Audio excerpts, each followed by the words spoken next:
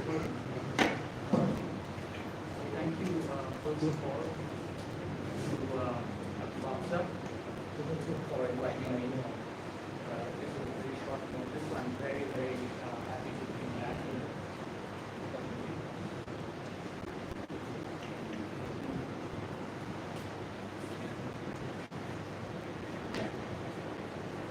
And then thanks to all of you for coming this evening. I know it's a lot of things going on, classes and things going on.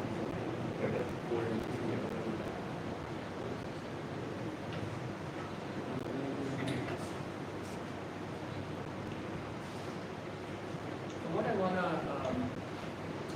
do is simply outline some of the conceptual forms or some of the philosophical underpinnings of Ambedkar's two economics. And what I want to do in these 20 minutes or so, so that we can develop that during Q&A, is simply pose a couple of questions that are not only questions that Ambedkar poses.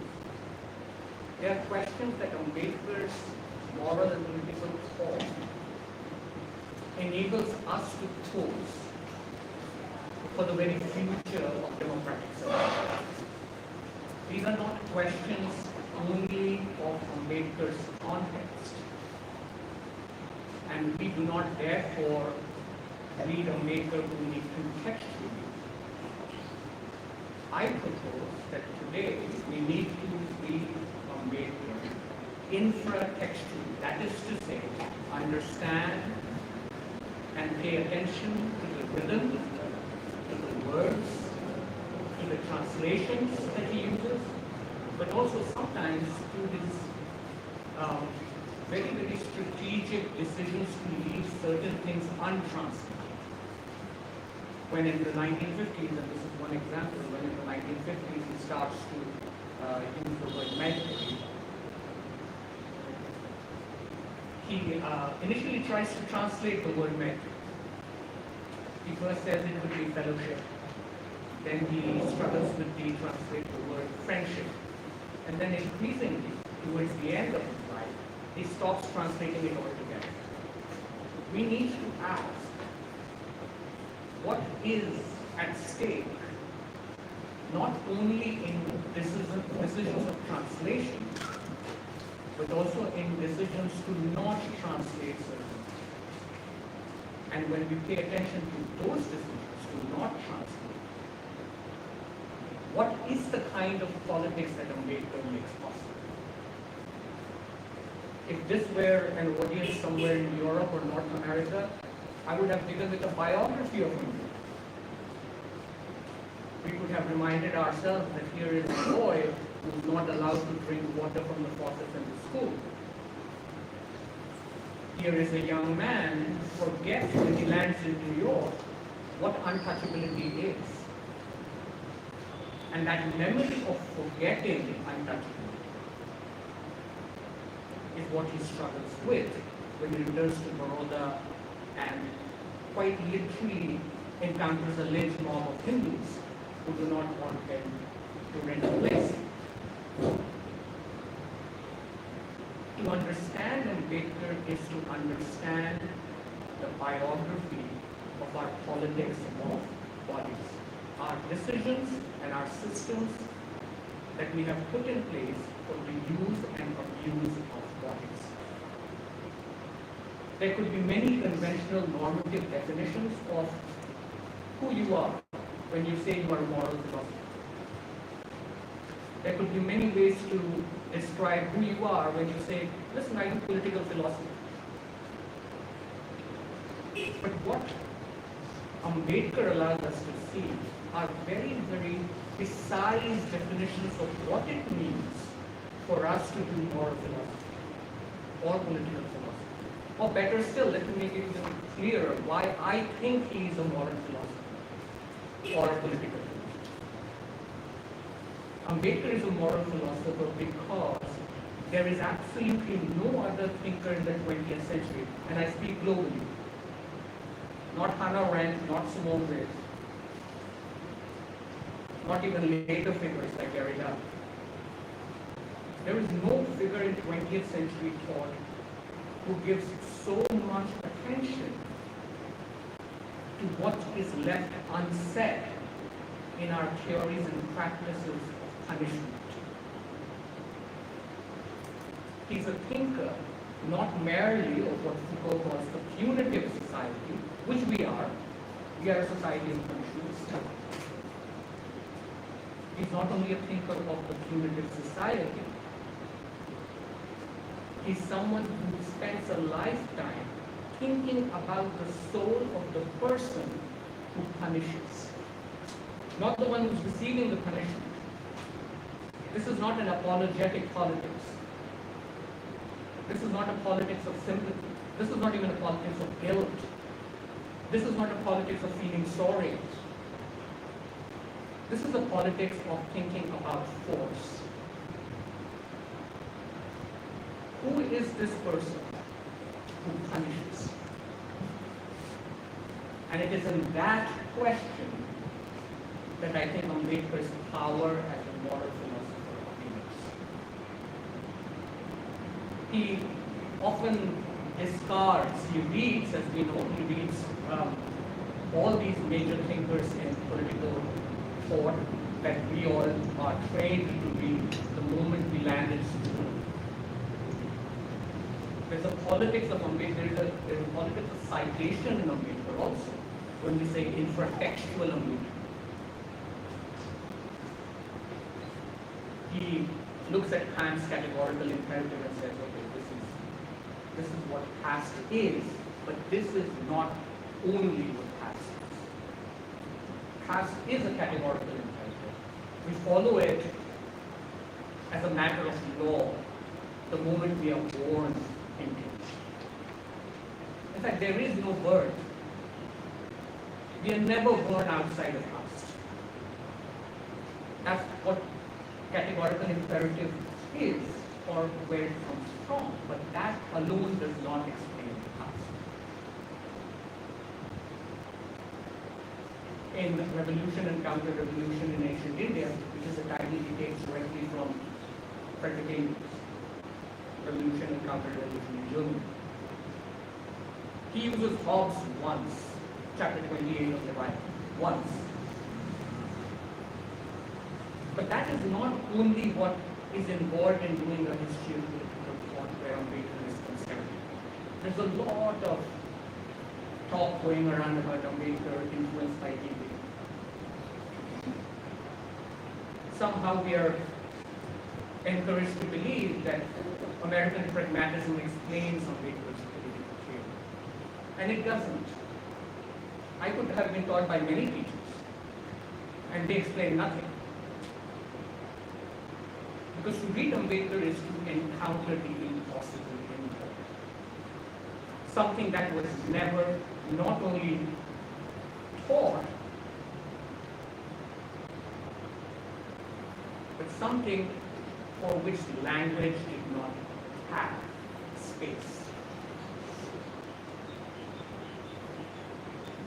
And with that in mind, I'll pose two questions that gives us an outline of who this person is, who we are as a moral and ethical thinker. His entire critique of our violence, we are all implicated in it.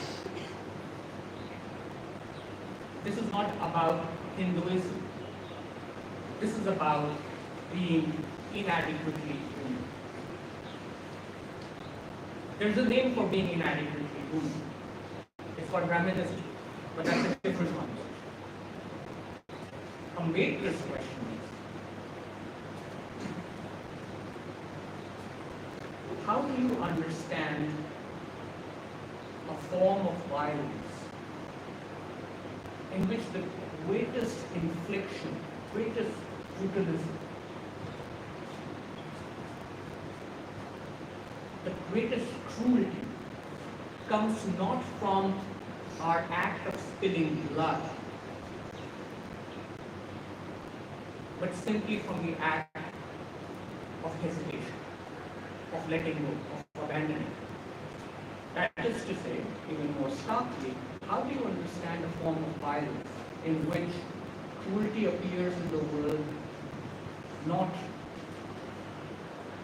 by touching, but by not touching? How do you understand that? And how do you understand what defines this cruelty? And we read Ambedkar, we define cruelty very simply. He's not always against violence. If you read some of his speeches around the Mahatma, he's very clear about something he calls force, which is distinct from violence. That's what is important to remember.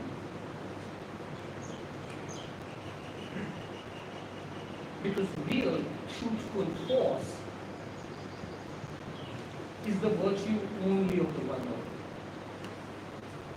The moment force changes hands, the moment it moves from the hands of the vulnerable to the hands of the powerful, force becomes violence.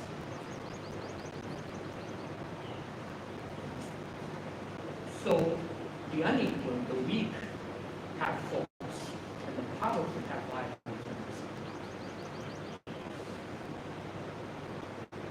But that's not even the beginning of the problem. Ambedkar's problem is not simply the violence of the powerful, it's their indifference to power itself. It's the appearance that they are not interested in power. The ascetic man who rules by disinterest, who rules by silence, who rules by not saying anything at all.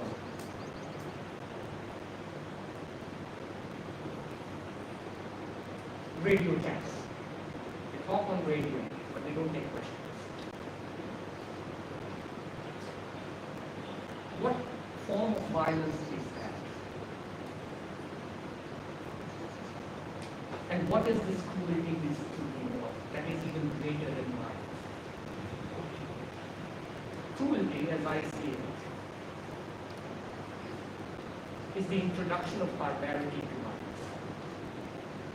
Remember, not all acts of violence are cruel. Sure, all acts of cruelty have some violence in them. But not all acts of violence are cruel. So to think cruelty is to think of the relationship between the subject and force. And that's the question he poses. What name do we give to this violence that operates without touching? And secondly, the more political philosophical question. How do you think of freedom in such a society? How do you think of human freedom, but also non-human freedom in a society that does not even have a word for it? We don't have a word for freedom. He tries to translate this. He tries to look into the eyes of different linguistic traditions. Swatantrata is not freedom. It's a form of machinery that we run. We also call Swatantrata Swaraj. Because there is another word which is Swatinta, which we translate comes to self-rule. Not even self-rule. Swatinta is being subject to oneself. There is no word for freedom. So the question is, how do we think of freedom in a society that has no word? What would that look like, and how will we know that we are indeed free? To come out of this problematic Ambedkar develops a theory of law in which it is not simply obedience or punishment, but neglect, indifference that becomes the fun. We are not a society, he says, we are not a society that is devoid of genius. There's a moment where he says, even the Manusmriti has elements of genius in it. It accomplishes absolute subordination with minimal violence. So clearly, reason is not lacking in annihilation of caste. He says it's not that we lack reason, we lack the freedom to apply it. So the problem is not that we are born unreasonable or untrained or we can't think. None of that is true. What is true is that we don't have the freedom to actually express what we just thought. And part of that problem is linguistic. That language itself has been taken away from us.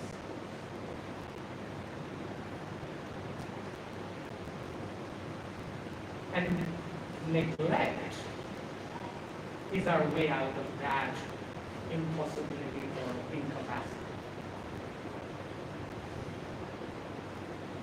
When we hear something like India is the land of Buddha or Gandhi,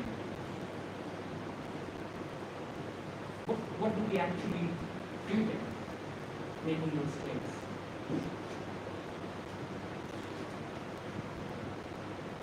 Because when we make those claims, it's not like we've forgotten how violent we can be.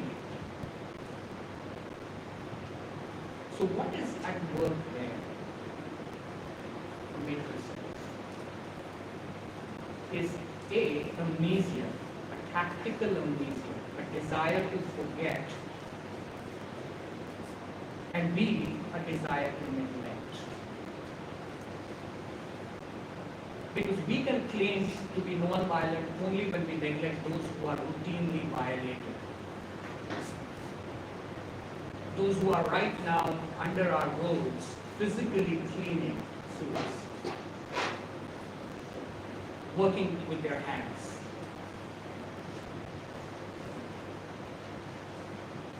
We can call ourselves civilized. This is why there's an essay where Ambedkar asks, even in the title of the essay already, he asks, civilization or felony?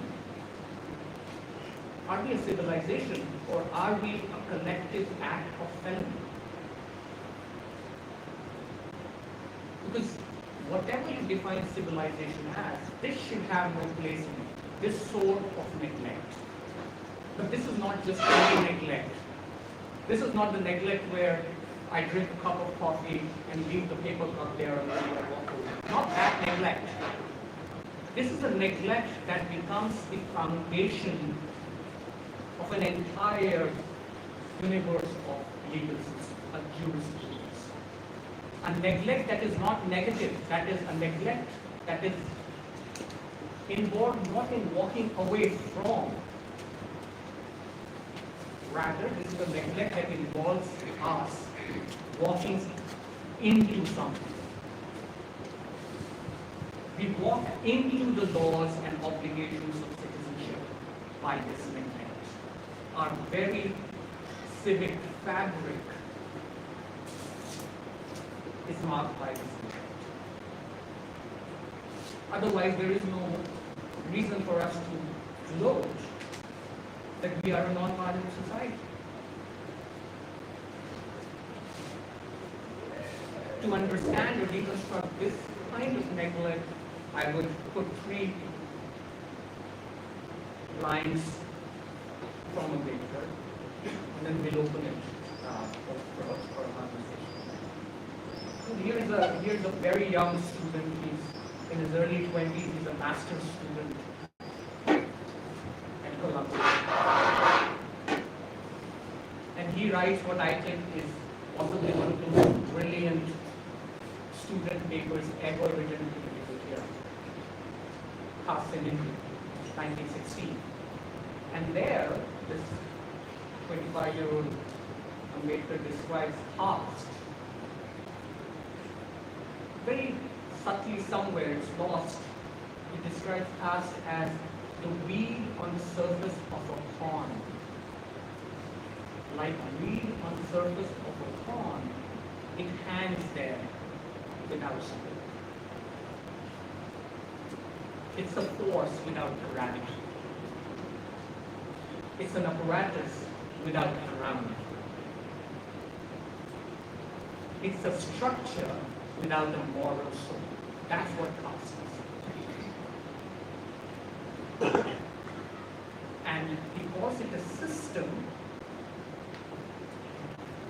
we often use the expression, the term caste system, but we never pay attention to why it should be a system, or what is involved in calling it a system. What is it that actually calling anything systemic means? Systemic racism,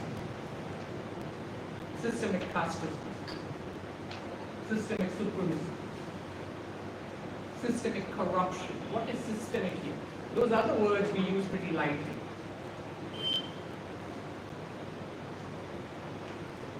For Ambedkar, what is systemic is a contract we have signed to live at peace with creed. The caste contract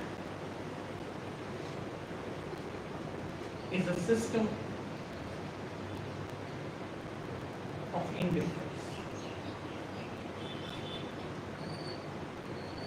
But it is also the codification of systemic neglect. We've all signed into it. That we understand or critique violence when we see it, but we will never examine forms of violence that are unseen, that are unsaid, that are involved or that are done by keeping distance. Violence by distance. Systemic neglect is our acceptance and our willingness to live with violence.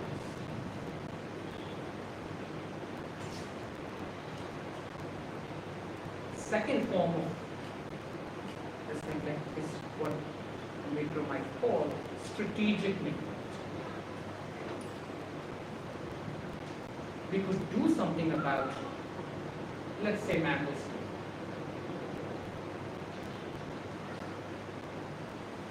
But we have decided that the fabric of peace, the fabric of social peace or cohesion or diversity is more important than the demands of justice. And so we decide to live with injustice. We just sign on to it because it's a contract. That's strategic neglect. And the most important, for which I think we return to Ambedkar again and again, is what people call suicidal neglect. Negligence to the extent that we are willing to kill ourselves and destroy everything. And this ability and will and desire to destroy includes not just persons but things. We used to deface statues. We used to put garlands of shoes on Ambedkar statues. Just about until a decade ago. Now we take down entire monuments.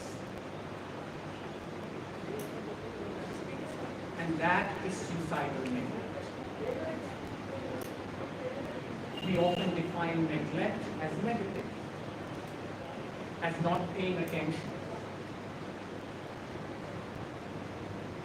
as something that just, what's the colloquial way to put it, slips under the radar. Something that happens in the darkness of the night or in absent-mindedness.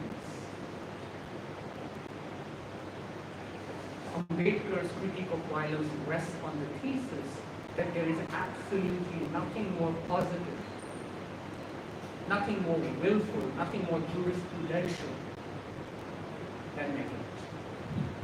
So every time you walk away from something, you are involved in a sort of cruelty that functions by walking away. And there's a name for that. Caste. This entire structure, Raymond Williams calls it a structure of feeling. This entire structure of feeling and not feeling is what in the end caste is. And where there is caste, there is no liberty, no freedom. There is only license. The license to do anything. Someone asked me what is in the subtitle of the book. The word risk of democracy. For Ambedkar, that is the risk of democracy. Our incapacity to keep or retain a philosophical, but more importantly, a moral and political distinction between our liberty and our license.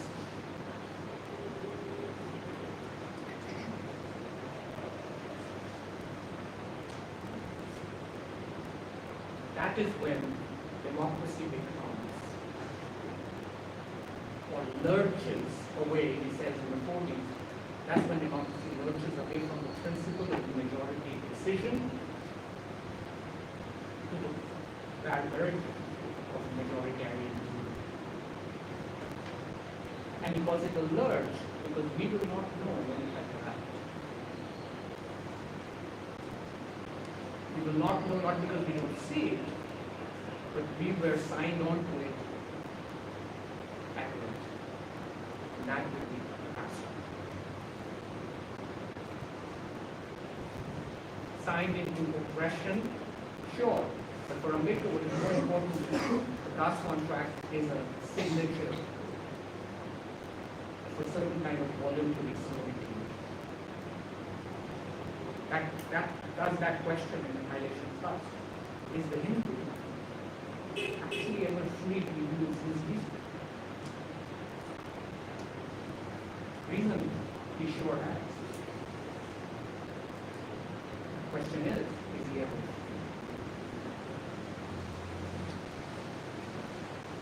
I'll stop there.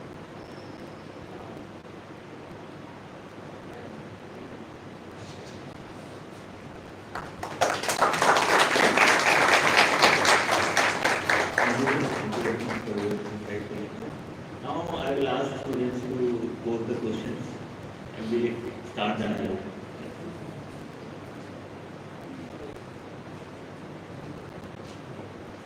Maybe I do know the thought-provoking lecture, a lot of things got clear. But I really think that what you are saying, I have a different thing. My question, like your lecture was, what is unsaid? So you did mean something unsaid. The politics of putting up it.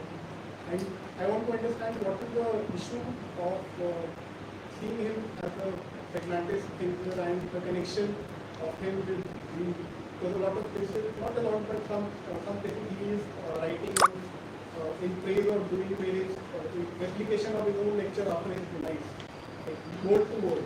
So, can you please explain the elaboration? That's a great and that's a very important question. There are two ways to understand political thought in terms of influence. The first is, at the moment when that thought was finding its voice or shape, what was it encountering? We call it the contextual tradition of understanding. The context is New York, the context is Ambedkar taking seminars with these figures. The context is Ambedkar then citing initially and then sometimes paraphrasing and quoting them at length. If a man is obsessed with this one trajectory, if Dewey was in one trajectory in Ambedkar, then American pragmatism is surely a very important strand in his thinking. This is not a dispute, because any such dispute about influences is a textual dispute.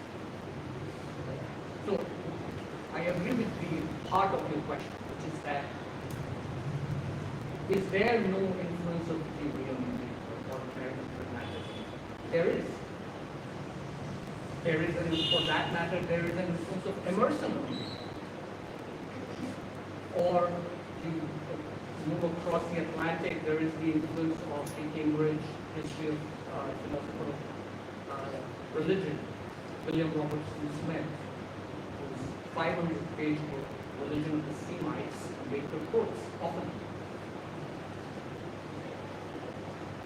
With Ambedkar, the question is not whether he was influenced by these figures, by say Hobbes or Rousseau.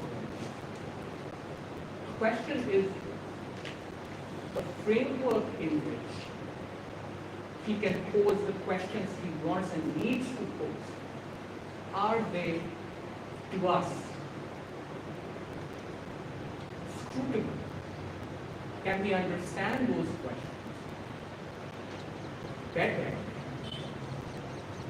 by thinking of his trajectory as a rather singular one, rather than an effect of influence? For example, I would think that when you read Annihilation of Caste, the single most powerful influence on Ambedkar is Marx. There is no other text in Ambedkar's IQ that comes as close to the Communist Manifesto as Annihilation of Caste. But I'll not say word by word or sentence by sentence, no. What is involved in radical political thought is the soul, is the force of the idea. American liberals get upset when I say there is an anarchic element in it. Not the anarchy he wants about in the Constituent Assembly. Not that anarchy. The anarchic as a site of politics that comes before the law, pre-law. Does that line in Annihilation of Caste? Either rules break you or you break the rule. And that breaking of the rule is what he calls the principle. The fact that Ambedkar believes that civic education and virtue are important to citizenship, that's an enduring influence of American pragmatism. Absolutely no doubt about it. But the path from there to his revolutionary constitutionalism is so treacherous. Many people just abandon such projects. But not only there are attempts to tranquilize the urgency and force of Ambedkar's thought. He says, I was reading this newspaper clip in 1950, where he says, I'll burn the Constitution. Here's a man of singular originality who tells the newspaper, yeah, I wrote the Constitution, but in the end, I did what the majority asked me to do, end of quote. There is not a trace of apology, not a hint of pragmatism in that concession. What there is a politics of hope. There is a unwillingness to concede or accept moral defeat. even if politically it doesn't work. He was a very bad politician, by the way, right? We all know that. Loses all the elections. Tries to float parties, Labour Party, and so on.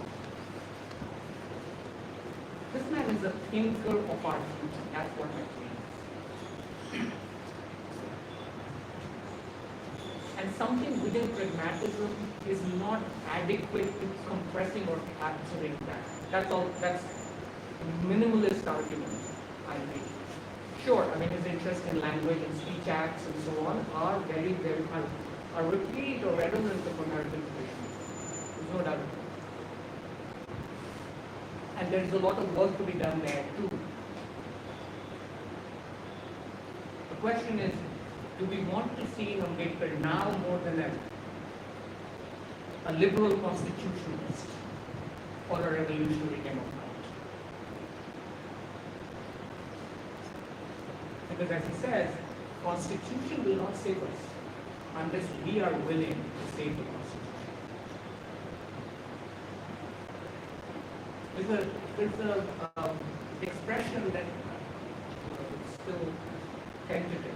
I will put it out there. There is a lot of liberal debate about fascism worldwide or populism, which centers on the idea that these populists or fascists are incompetent. And that's wrong. There is a fascist competence. And Ambedkar's political theory stares at it unapologetically. And they say, these people are destroying everything, whether it's the United States or Brazil or Turkey, Israeli, worldwide. The liberal outrage about populist incompetence is one thing Ambedkar does not buy. He did not buy it in the 40s, nor in the 50s. We have to understand what revolutionary democracy is. Because all the norms follow from how we understand that fact of our ability to act. It's not always solution. It's risk-taking. That would be one way to understand why it's inactive, not absent. So the spirit of your question is the weight you want to give to that part.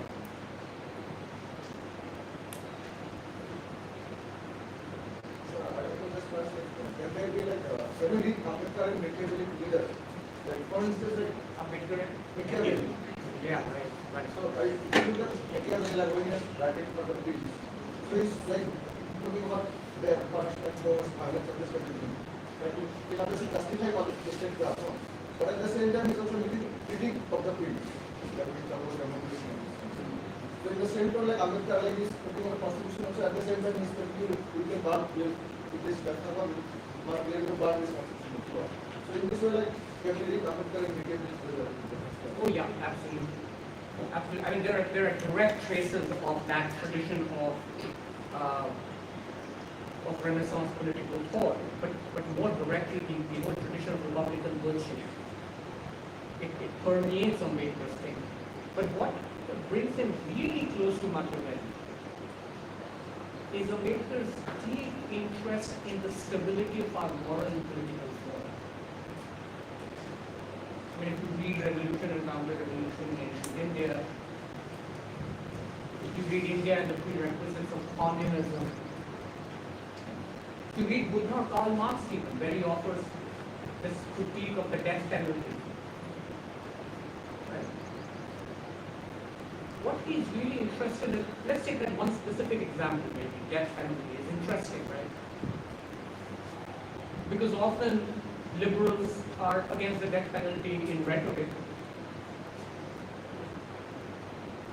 They often say, it's a form of punishment whose time is gone. Death penalty has no place in a civilized society. But the moment there is some Kashmiri separatists said there, like, I will sit this one out. This one is a different case. Or someone accused of attacking a parliament or Naxalite somewhere. They would often say, this one is an exception. I'm willing to make an exception to this. Next one, I'm not for.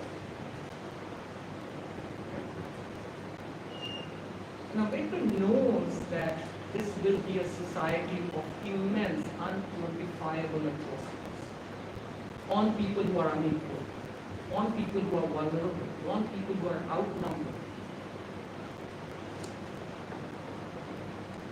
And he knows that those atrocities will one day be committed without accountability. Because there is no moral center. He says in the Buddha and in Brahma about that later. Lately. Not this, not that. What's the political life of Ambedkar? The absence of a center. A sovereign that is a warrior. So it's fascinating that he stares at this future where we will be committed to, we will not only commit, we don't only commit atrocities, we have committed to it. And there's a future where we will commit atrocities of unspeakable kinds, and yet Ambedkar says in the Constitutional Assembly, if even in spirit we believe that we are a society of non-violence, if even rhetorically we are willing to claim that India is a land of non-violence, then let us put an end to the death penalty. Why? Why would someone like Ambedkar, who's staring at what will happen to the minority, who looks at what a majoritarian future looks like, say those people who will commit those atrocities should not be punished by us. There should be no penalty. Why? Because he thinks and he says, and that brings us to the Buddha and Marxism, that the death penalty is not an end to atrocity, it is an invitation to create permanent minorities. Create minorities by punishing them.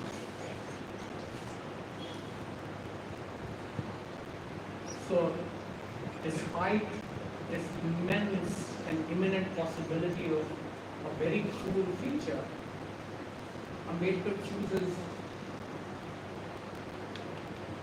a legal system or a jurisprudence that will one day abolish the death penalty.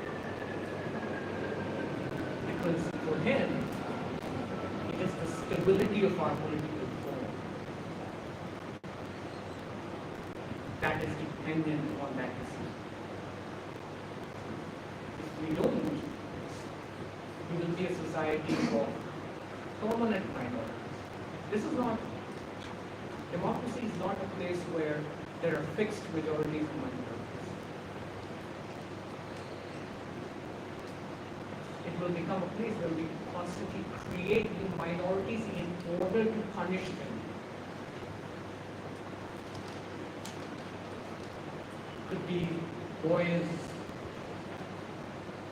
hung on trees because they are selling cattle. Could be leather workers. Could be food sellers.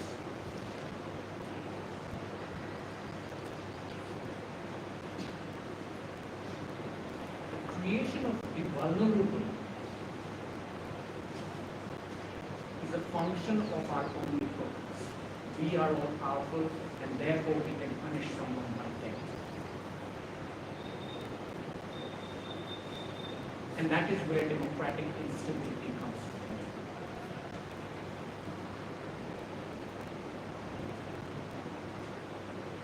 The prince has an interesting trajectory because, if you read Gramsci in that tradition, the party and the working class are. So there is a revolutionary tradition that reads Machiavelli in a particular way, that understands virtue as revolutionary virtues, and that understands that the purpose of politics is to abolish the hatred of the poor. This is not about just any minority. What we really are nourishing is the hatred of the poor. Caste no bar, sex no bar, religion no bar. This is a class war.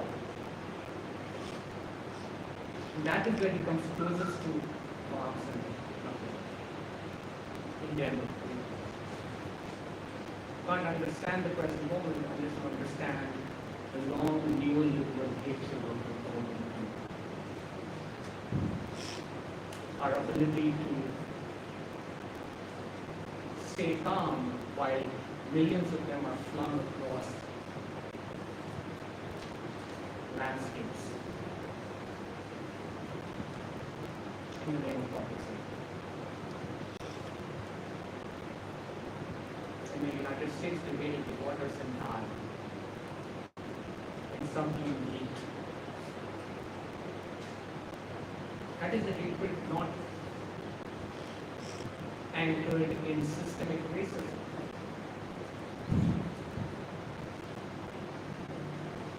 That's the racism. It's the hatred of the under. So when we say, when Ambedkar says annihilation of caste, we need to understand what he means by annihilation. Caste we have come to understand in different ways. This is why when you read Fanon, Wretched of the Earth, we know what earth Fanon talks about. It's the ground ruined catastrophically by colonial power. We don't understand who is it that he's calling wretched. It's not the most depressed. It's the petty bourgeoisie that profits on it. So not just Machiavelli, but a whole constellation of thinkers, all interested in the stability of the human form among which he stands.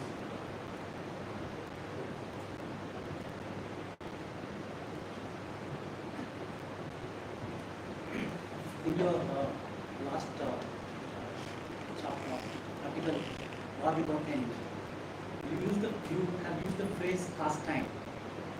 So, what do you mean by the term castine? One. The second is, in the same you are arguing that law is itself going to war. Law is itself going to war. So, if law is itself going to war, what is jurisprudence doing? Does jurisprudence have a role in the very act of law? Second. Third, in Arendt, Ambedkar and the jurisprudence of Negligence, you begin with the politism, where Arendt says that in politism there is scope to avoid the monotheistic supremacy or majority. But towards the middle of the chapter, you convince the reader that even the politism can also form a majority, and it convinces the neighbor to kill. So, when the neighbor is ready to kill, what do we do in terms of translating a word like Maitri in the constitution? Or where, going back to Arendt, she's having the hubris of utopia. Ambedkar is not even left with the hubris of utopia. So, in the same, you also argue that Buddha is not answering that who will be his next successor. So, when the constitution is suspended, Ambedkar goes to Buddhism. When Buddhism also doesn't work, it didn't work, literally, because there is a suffix to Buddhism, that is, there is a prefix to Buddhism, that is Dalit Buddhist. All the people who converted in 1956, the whole of India calls them as Dalit Buddhist. So, this prefix is added, and so what do we do with when this is suspended? Then how do you go ahead? And I definitely agree with you that in this very hall at 2018 or 19, Brigida once said that future is of Ambedkarism, and you are repeating the same in a different language that Ambedkar is the thinker of the future. If Ambedkar is the thinker of the future, what do we do in the present? Who will be the thinker of the present? What should be, let's say, student, let's say a Dalit, an OBC, a woman, a Muslim, an Adivasi? What should they do? Who is the thinker for the current times? To that, when we say Ambedkar is a thinker of the future, we don't mean he's not a thinker. What we are saying effectively is that Ambedkar's present will last forever. That's what the thinker of the future precisely because we cannot ignore it in the present. We have ignored it. We have ignored that entire purpose of thinking for a very long time. I started teaching in high-level class at Stanford. I mean, nobody heard it. What is this text? And the first time students read it, they thought not of Dewey, they thought of Nietzsche. That's another figure in his writings, 40 years old. Ambedkar, as a thinker of the future, is, and you recall that one element in Nietzsche's thought that he's very drawn to is when Nietzsche says, I'm a thinker of the future, I'm a posthumous thinker. And he repeats that in his 1943 essay on Ranade. Right? That the real thinker is always too abrasive for his presence. A real thinker is one to whom people return after he's gone. So when we say the thinker of the future, we are actually arguing that this future has begun, and that it will last. Precisely because, and again you're right, precisely because he doesn't believe in a form of democracy that will one day be perfect. There's no utopian delusions in America. It's a very imperfect form, democracy. And any attempt to claim that we can make democracy as perfect as our civilization is simply a claim that there is no difference between our civilization and our democracy, which is what fascism is. When he's writing in the 1940s, it's very clear to him that part of the perversion of democracy is not simply a form of majoritarian power, but rather the belief that there is no daylight, no gap, no difference between our democracy and our civilization. But not everyone subscribes to my civilization. How is their democracy or their democratic practices or their phenomenology eventually, how is that any less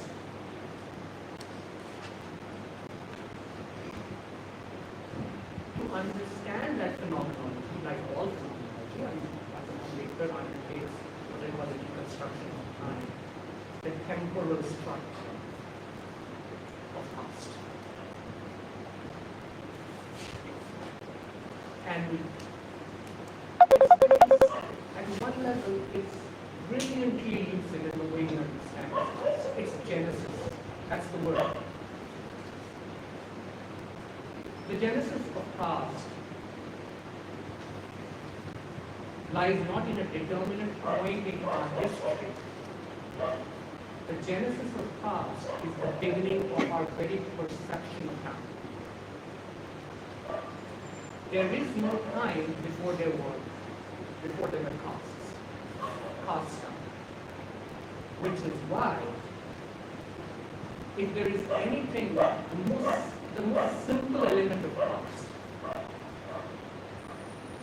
the most elementary way to understand caste is that it is a theft of time, someone else's time. I'm here on stolen time.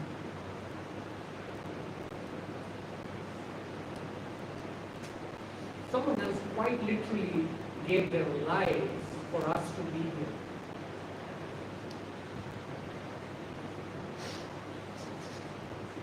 This is sometimes so factually accurate so as to become biographical.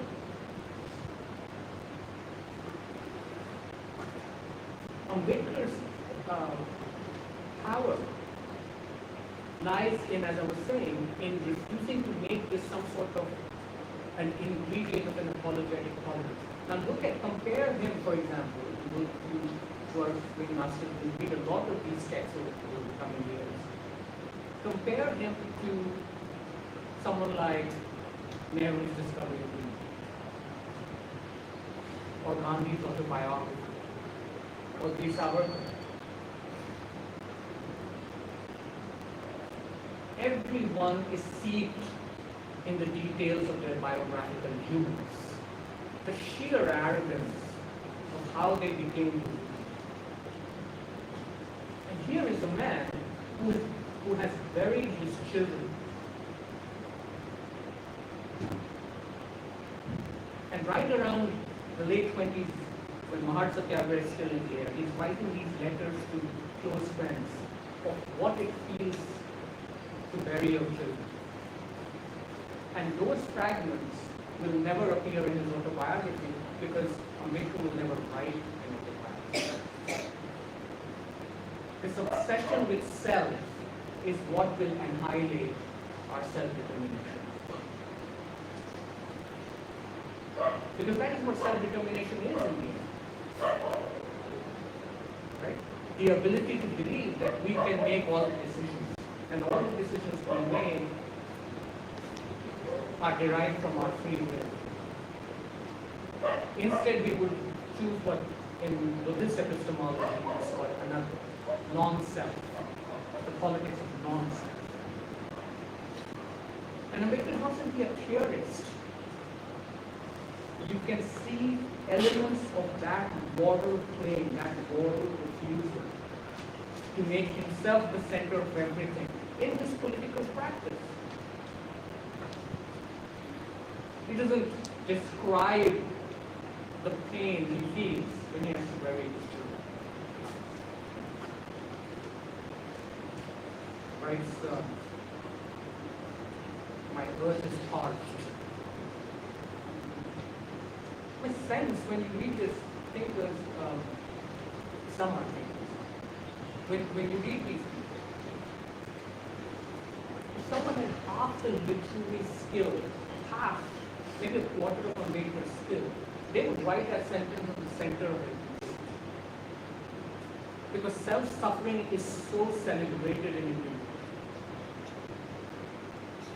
Like our entire universe is based on the hours we can fast. What is that thing? We fast for hours. Our women fast for hours in certain traditions. And then while they're fasting, as Ambedkar said, they will be forced to cook for 10 people. They'll be around food everywhere. If you read the Bangladeshi thinker Rokia Hussain, she writes about this in Pipasha Kapoor. Women are spending hours around food, being forced to fast. What kind of cruelty is that? And for what?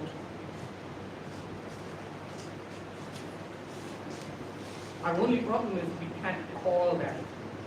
And so that is where the limit of language is. So non-self is not ascetic self-dissolution.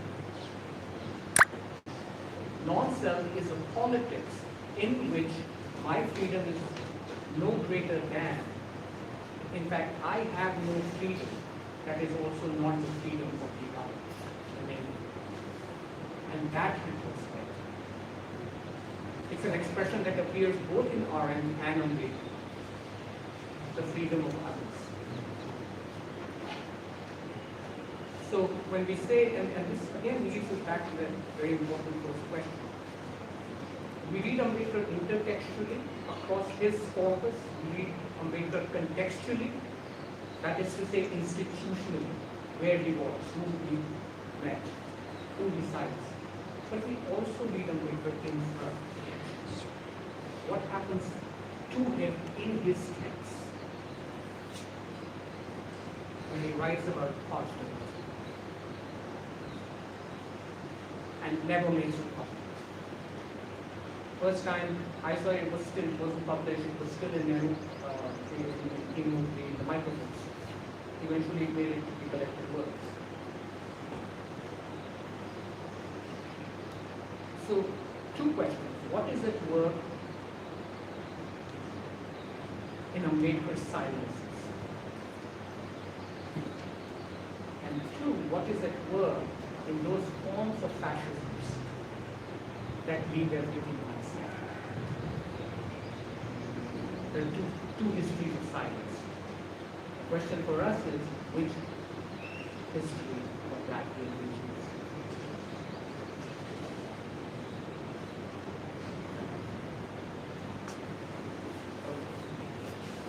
Please, yes, thought-provoking lecture. Every time, we listen to you, it's always nice listening to you, it feels bigger and more. But these are just two clarificatory questions. In the framing of things, it seems that caste and communalism gets mixed. And the specificity of untouchability is sometimes lost. Because when I read you side by side with Gopal Guru, this is what happens. He takes us into a different direction, wherein the specificity of untouchability is established, that it is an experience which is vastly very different from any other kind of experience. Right? When we hear to you, it seems that experience of communalism gets interrelated with caste, other kinds of experiences. So how do you tackle that? And related to that question, yes, caste and communalism are intertwined and interrelated processes in India. But don't you think that their sources are independent, in the sense that remedying one of them will not lead to remedy of the other? The second is, this is a question that probably I should not ask you, but in that essay on caste in India, why is there not so much a discussion of state power? There is so much of discussion of imitation. But when it comes to propagation of caste, you require something like state power. Say for that matter, Nimas Kolazda, when he talks about capitalism, requires state for capitalism to survive and function. So why is there not so much a talk of state or state power there? Thank you. Thank you. Very, very well articulated question. I would say this about Gopal and Michael, especially his collaboration with Sarukar. One way to work out of the problem of untouchability and to unpack it as they do brilliantly, it's absolutely groundbreaking, is their recourse to the social. I think there is a sense I get that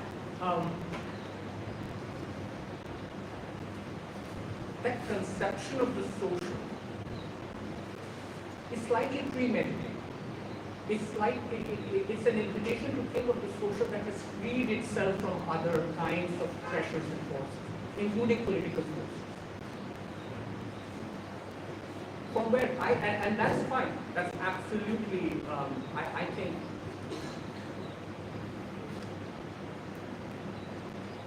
the most significant intervention in understanding of untouchability in the last few decades. Where I come from, I have an argument that says simply this: that to understand what Ambedkar means by social democracy, let's say, although he's not saying that, and that's not how I describe him, but Guru does, does. We cannot understand what Ambedkar means by democracy whether it's from DP or whoever he draws it,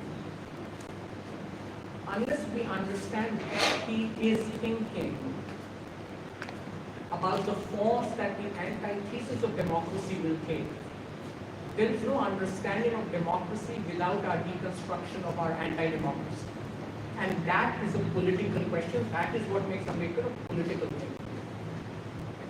It's also something that is deeply entangled with his epistemology. When you read the Buddha and Dhamma, I mean, in the end, that work is something of an epistemic event in Indian thought, the Buddha and Dhamma.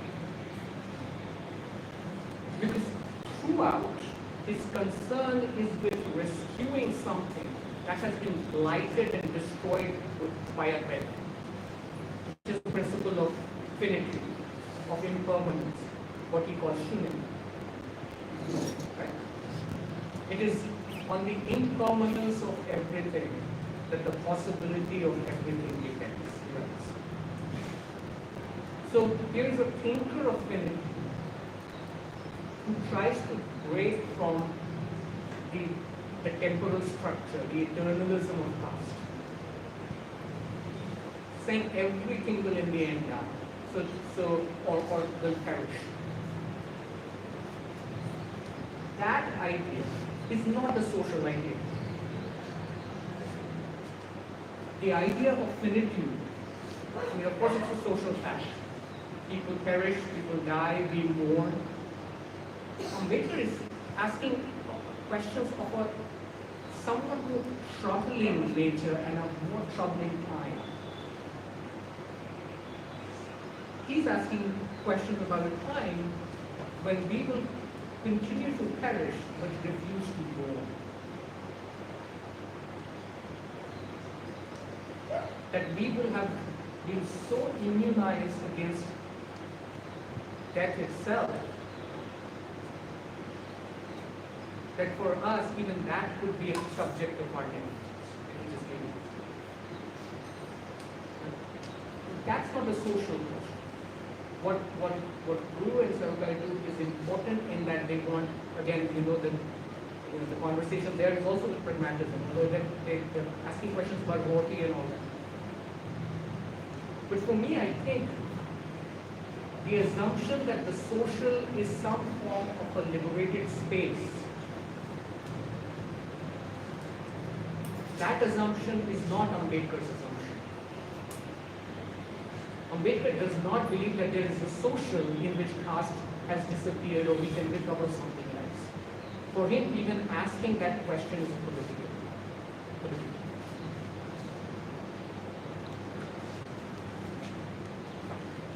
Does that answer? What's the second question you added in here? Communalism and caste. Yes, right. Right. And now, so why this matters is simply because Ambedkar is not simply a thinker. 40, 50 years of scholarship, some of it brilliant. Think of Gail Omer, think of mostly women, not men, who have written about Ambedkar's political and social movement. But there is a whole tradition of thinking among Brahmin men who would rather see Ambedkar as a thinker of untouchability and the caste question. My claim is that is a camouflage we need to be careful. Not that he's not a thinker of untouchability, but that he's a thinker of touch. And touch not in the sense of flesh and skin, touch in the sense of the Lord. We are touched and we comprehend how we are touched, not because we are human, but because we're subject to the law. There is a law of touch. And that is the jurisprudential element.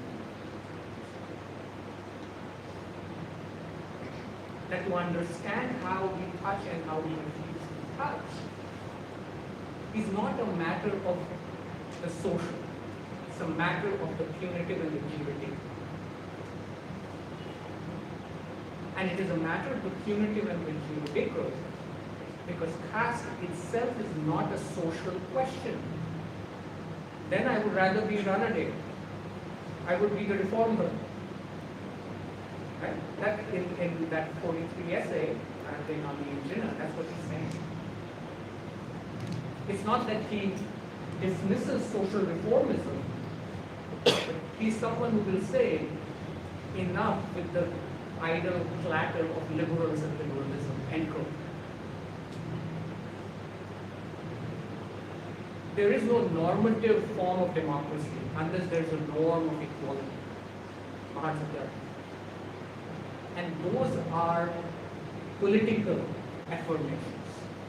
This is why when Ambedkar writes about caste, he first goes to the question of the peculiar structure of the Indian majority. And he says, there are two ways to understand the majority. There is a political majority, which is defined by how we vote in certain elections. Political majorities are countable. Political majorities have sides. They're partisans. They vote for certain governments and you can know who voted her. But India is a land of two majorities. There's a political majority which votes in a particular manner. And then there's a communal majority. This communal is not the communalism of the historians of the Nehruvian 50s. This is not Bimal Chandra's communal. Ambedkar's communal majority is not the nationalist critique of Hinduism, of political Hinduism. It's not. He's not even interested in that of Hinduism. What he's interested in is the structure in which this massive communal majority disappears. They vote for socialist parties. I mean, think of the Politburo's class structure for 50 years. Think of that moment where he says, in India, class revolution is not possible. Because we have divided labels. So I think to understand caste is to understand not communalism. Although I get the spirit of your question, and I think it's an important thing to remember and keep in mind. What is important here to remember is Ambedkar doesn't always say communalism in the sense that the 50s and the 60s popularized as some sort of Hindu dominance. Because on an epistemic level, he's interested more in Brahmanism. He knows that Brahmanism is what is the most parasitic form that will at some point appropriate anti-Brahmanic energies too. So to understand that form of malignant Brahmanism, he formulates the concept of a communal majority. The majority that is not only impenetrable by the law, it also disappears in plain sight. So that's the distinction I think we need to make. So, 2 or 3 years back in a lecture at Gandhi Vimas, you had made a distinction between anger and resentment, and you have spoken about how Ambedkar has a moral anger, a language for anger, right? And at the same time, Godse has resentment; it doesn't have anger, and you have linked that to Gandhi's self, idea of self, how Gandhi perceives self and how he manifests also self. But today you spoke about Gandhi, self as obsession. It's very counter to, you countered it to Ambedkar's absence of writing about self, not thought about self, but writing about the self, autobiographical writing and all. Yeah, but at the same time you had kind of spoken in a very affirmative way of a language of anger, of a language of moral anger that Ambedkar has from a Gandhi's perception and reflection of self. This is my first question. How do we how do we perceive and reflect and articulate self? That line between obsession and that line between perception that gives language to anger. That's my first question. And my second question is Ambedkar's metaphysics. In Ambedkar Buddhist metaphysics, there is an absence of sovereignty, which you also spoke in relation to Machiavelli.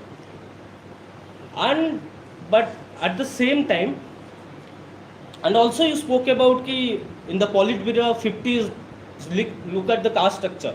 And Ambedkar speaks about how democracy is impossible in a BBC interview, how how all these are impossible. At the same time, Ambedkar gives not matlab the original draft of constitution constitute India into a sovereign country. At the same time, the dialectics of democracy is there. There will be a democratic process, but yet the India upholds sovereignty. So, where does this trust come to the state? When Politburo caste structure is different, when Pune Pact happens, that is sort of hope for state formation from uninformed Bahujans can be there.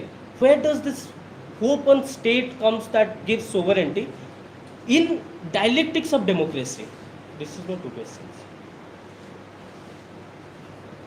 Yeah, I'm really glad you asked that question, because I was wondering how we could give a more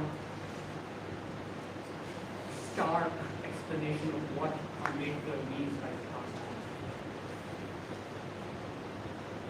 What from Ambedkar we might derive about the nature and structure of the caste. The caste contract is the absolute and unequivocal rejection of democratic or moral act. It's a refusal. There is no good end in the caste contract. It is in that context that I would say that Delhi was selected which was talking about. That Ambedkar has a theory of moral life. He has a theory of moral life of precisely because he refuses that other moral psychology that underpins the caste society, which is permanent resentment. Resentment, what is resentment? Resentment is the obsession with the self to the point where only my injury matters anymore. I am blinded by that rage. There is a self to the extent of what I call self-concentration. There's no space left for anyone else within that structure of resentment. What is fascinating about the caste contract is that it fosters, no, it even nourishes resentment while refusing moral anger. Ambedkar's anger is more palpable because unlike resentment, anger has its own language. When we are angry, and it is absolutely necessary that we be angry in a democracy.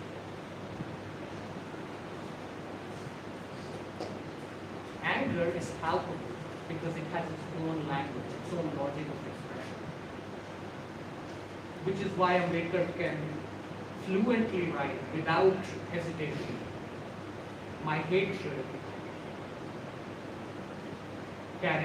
is the real force of my love.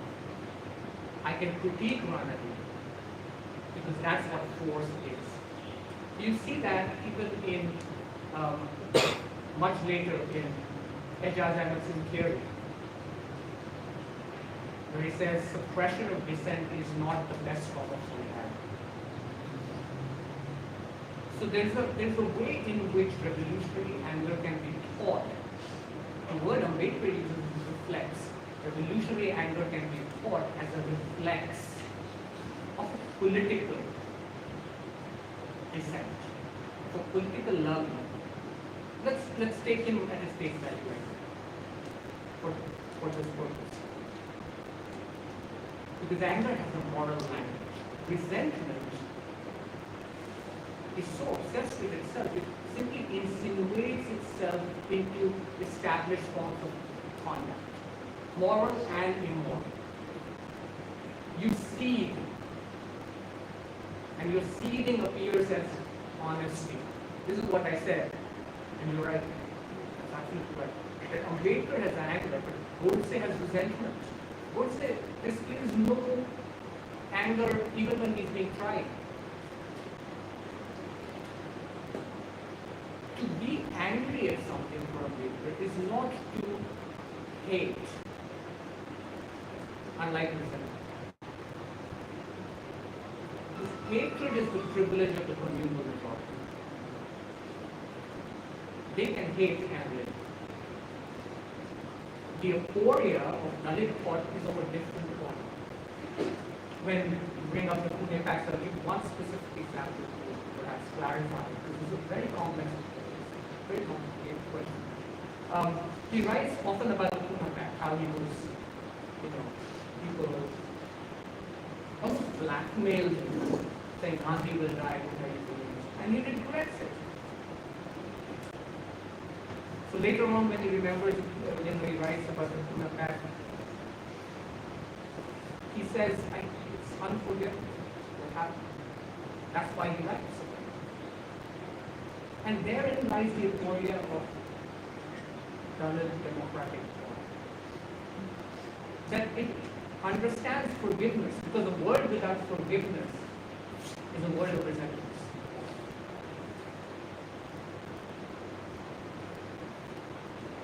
A world without forgiveness is a world of resentment, because only myself will matter. This is why again in the Buddha and Dhamma he says, 8 times, 9 times the Buddha was asked, who will be your successor? And yet the Buddha refused. That's the nature of relinquishment of this obsession. Ambedkar's aporia is to know and give credence to democratic forgiveness, our willingness to forgive, but not forget. Because amnesia is born by others.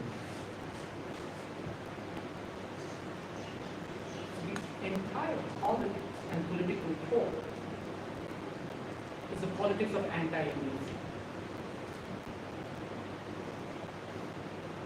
Don't forget, because that is important to democratic system. But if you are thinking that there can be a democracy without forgiveness, there can. And that is the most enduring, perhaps most heartbreaking feature of democracy. Willingness to forgive without forgiving. You can't afford to forgive. You need to. Unless you want an entire subcontinent where everything simply dug out. Because you couldn't forgive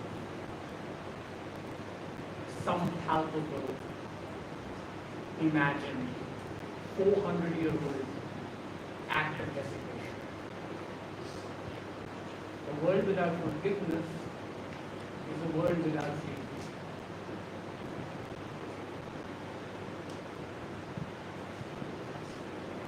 So this is a more surface question, but initially you begin with defining violence, understood from here, as practice of touching and not touching. But then you go on to speak about the system of violence as a system of feeling and not feeling. So Negligence talks about the burden of touch as that borne by those who have to organize their life around touching and not touching. When Ambedkar on feeling, the first thing that comes to my mind is perhaps when he writes on Indian language, when he speaks about feeling of taken thing versus the feeling of feeling separate, feeling alien. Right? Alien. Right? So are you using these two synonymously? And if you're separating them, like the feeling of touch, right, or touching and not touching and feeling and not feeling, then how are they two related? there's a burden of feeling or not?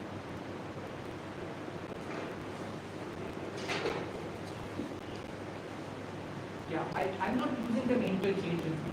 So, okay, that's an important clarification to make. I'm not, what I'm trying to suggest, and again, to the question about what is this jurisprudence, what positive can come out of this creation? What I'm suggesting is that it is the singularity of a caste society that touching and not touching and feeling and not feeling are both equally subject to the law.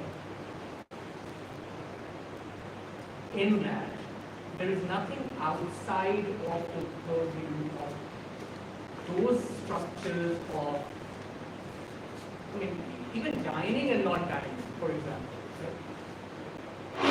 The idea that Ambedkar works with is not that they're interchangeable. The idea is that there is a structure to this form of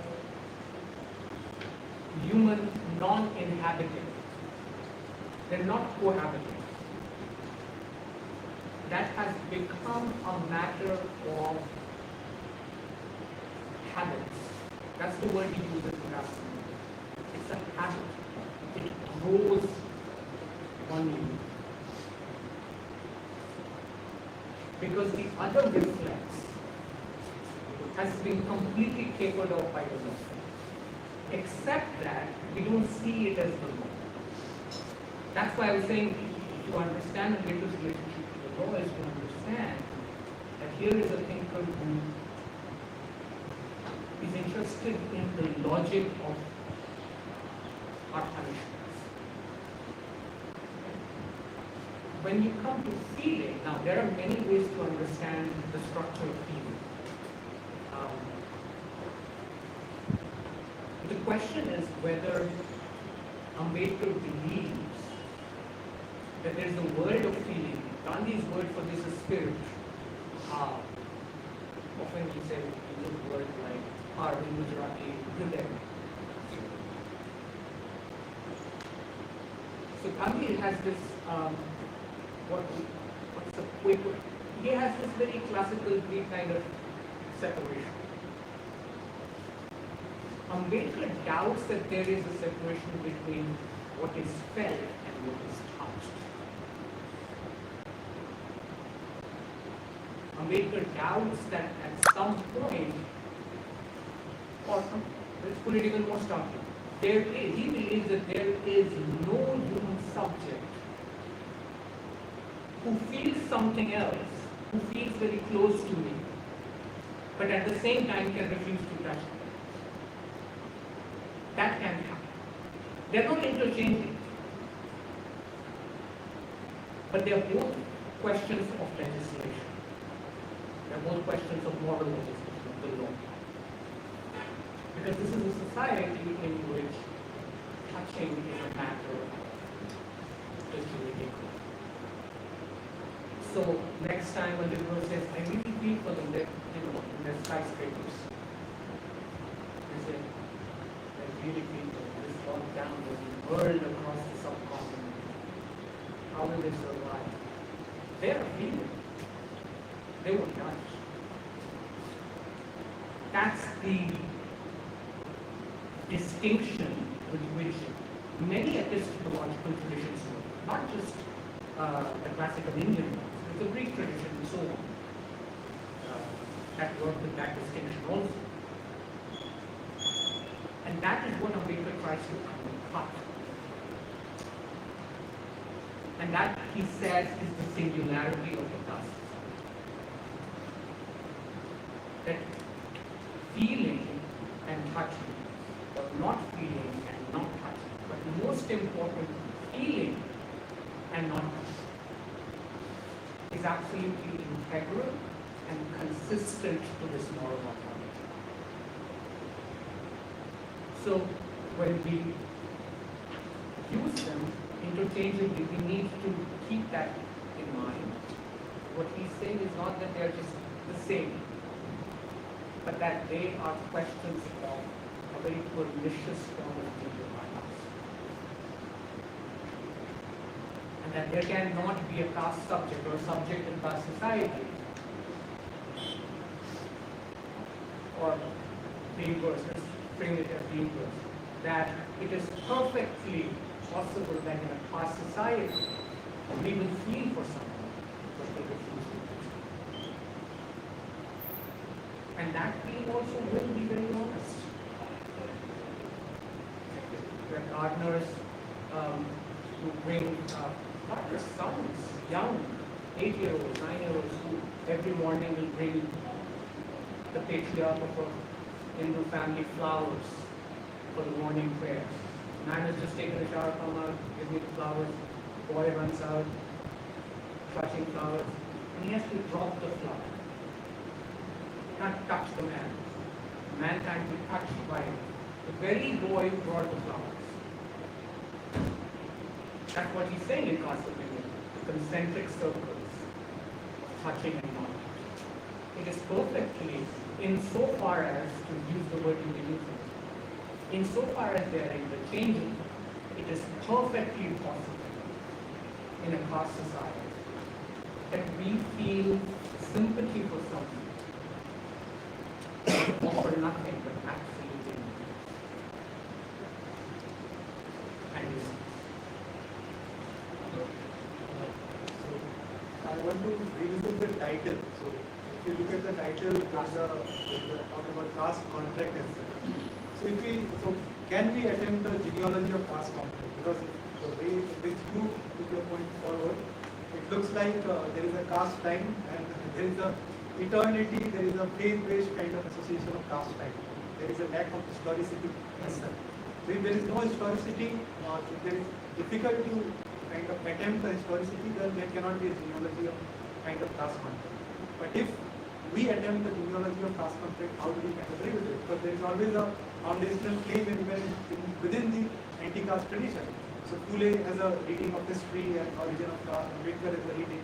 So how do we kind of attempt any such kind of exercise in terms of historicity and caste?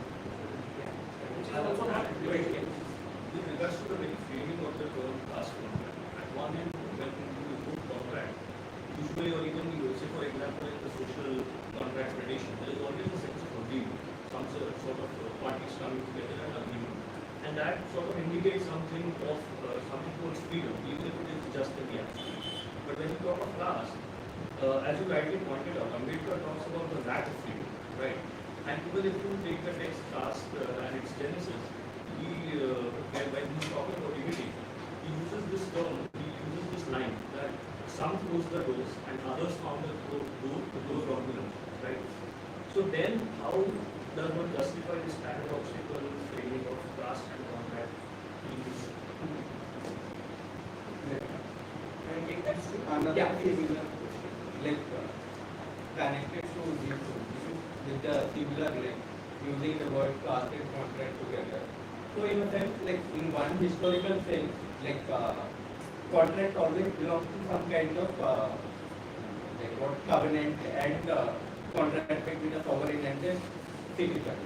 And in another logical sense, contract also presupposes that for the speech act to be possible, there always needs someone to be outside the contract to enforce the contract. Someone needs to be like not part of the, whether it is a monotheist god or a sovereign. So, like in that sense, how do we see these parallel?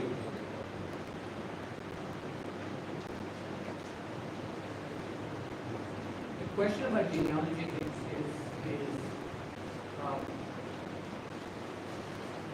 there have been attempts made to write a history of caste society.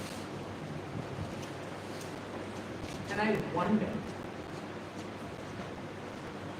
wonder if that, I mean, clearly, politically and historically speaking, it has not been adequate. It has not been adequate because genealogy gives us a sense of transformation and change under different conditions of possibility, in which what we get is not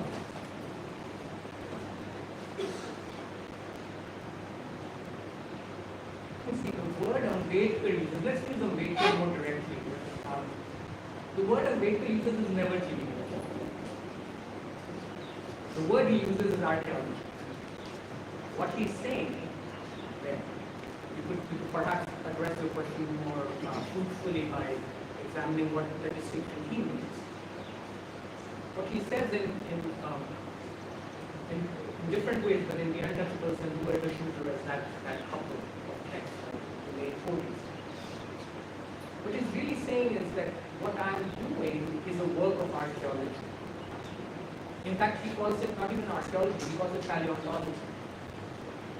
He says this is the work of not simply writing a history of oppression and defeat. This is a question of gathering the broken pieces of a species lost, and to piece together that species by putting their bones back in some form and form. So what I am doing, I really am, is a paleontologist. So on the one hand, the work of deconstruction, which is always a deconstruction of time, of how, and deconstruction is different from genealogy, although it depends on it, is because on the one hand, you need to understand how time itself moves. Caste time is not simply the change in the system of caste oppression over time. Caste time is how caste morphs and bends time to its will. This is not history. I don't think history is adequate, and I think Ambedkar is right. When we use an expression caste time, we are not simply saying that look, there is a history in which, like, nationalist historiography, or even some forms of Western anti-caste historiography, which are very, very close. They are very close to a certain kind of Orientalism. You should always be careful about that. And Ambedkar is very different. And what he's saying is to create a body of knowledge, an epistemology, or even better, to create conditions of possibility for what we today call epistemic justice. It is not enough to write a genealogy of caste. What we really need to do is to piece together an entire world and moral universe that has been broken down. And that requires a certain kind of archaeology, and that, in fact, he's very artistic. Right there, he describes himself as a painter. This is I'm painting again. This is not to say that Ambedkar is ahistorical, although that accusation has also been made. This is to say that Ambedkar is making a claim about a certain sort of incompleteness of history that needs to be pulled back today, to write a coherent. Because to write a coherent story, because in the end, what is democracy, if not a struggle to write and tell great stories about who we are?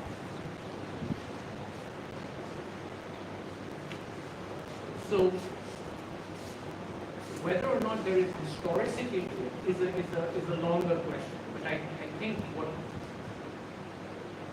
what we need to think in terms of the temporal structure of caste is only inadequately compressed or captured by that method of genealogy.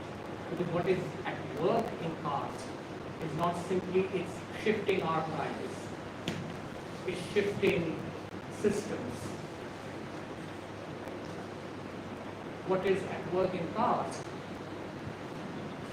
is its ability to bend times. That's why the word annihilation. Not the end of caste, not the reform of caste, not a critique of caste, but the the annihilation. Sorry to interrupt. And- Yeah, please. If we look at Manusmriti as a kind of important text to explain the functioning of caste, Manusmriti. On the other side, we see that even within the larger tradition of academics, we see that on many occasions, especially in the field of law, Ambedkar is portrayed as a kind of mud and Manu. Because if you look at the whole logic of time, whole logic of contract, how time and contract, how they reaffirm or kind of put in a very different way. That is why I am saying that genealogy in that sense becomes very important, because if we are not sensitive to what the nature of time is, time can be made in impossible ways. Whose time it is, how our is defining time. So that is why Yeah, you also very slightly. So, the specificity of that. No. So there is no doubt that it bends, past bends time, but how time bends is also about time. It's also the nature of time and how we understand it. The question here is, how do we understand time in a caste society? That's the question. When I was saying caste is a theft of time, right? This is another interesting example you brought up of Ambedkar as a modern man. Ambedkar never agreed to be described as such, but there is a consent there, like a contract. Like, hey, he signed up for this.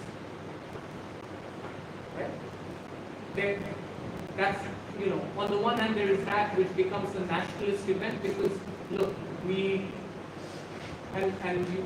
I'm sure we all have heard people say, this was so generous of the Congress that they invited Ambedkar to become the chairman of the drafting committee. So it's an event within a nationalist genealogy. On the other hand, there is annihilation of caste. It's a non-event. So how do we write a genealogy of annihilation of caste, a genealogical account of annihilation of caste, in which we can sufficiently explain how such a text came to be?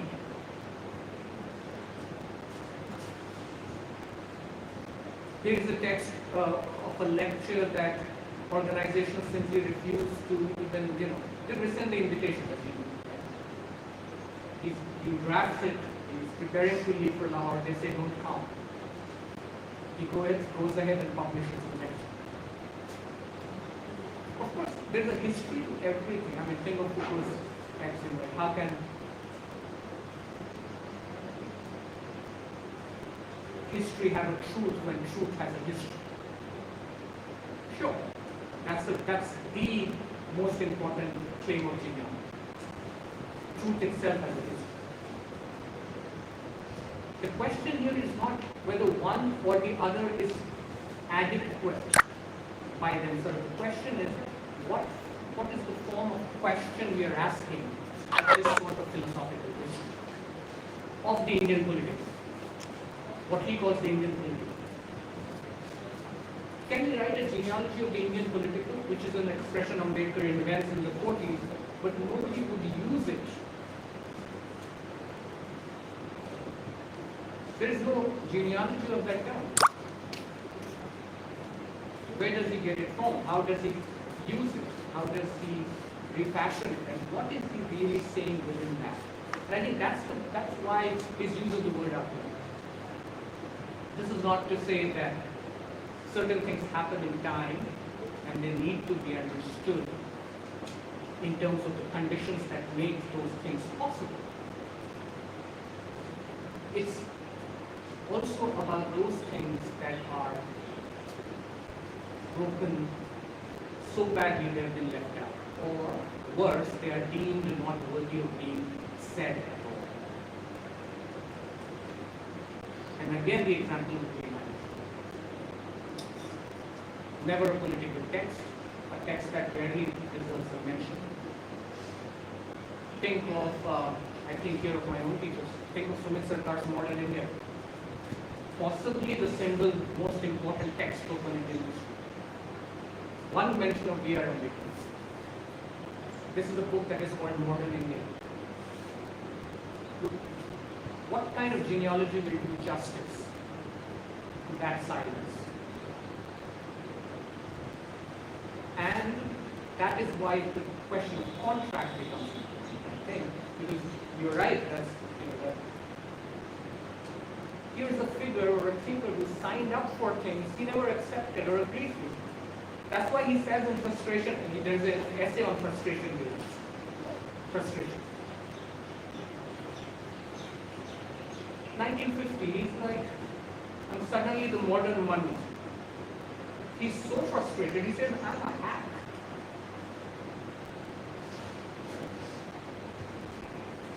This is not a man who must explain his originality. He's unbordered by those compulsions and pressures.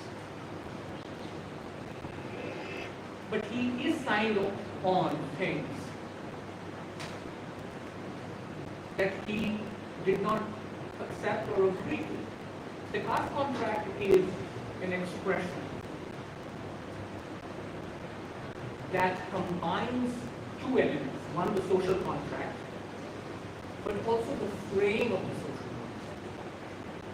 The caste contract is not a mirror image of the social contract. It's important to remember that when we use the expression caste contract, we are not using it as something that resembles the social contract. We are saying it to refer it to something that is the malignant form and frame of the social contract. It has contract because it has this gloss or a sheen or an artifice or an artificiality of consent to which India's majority have signed up.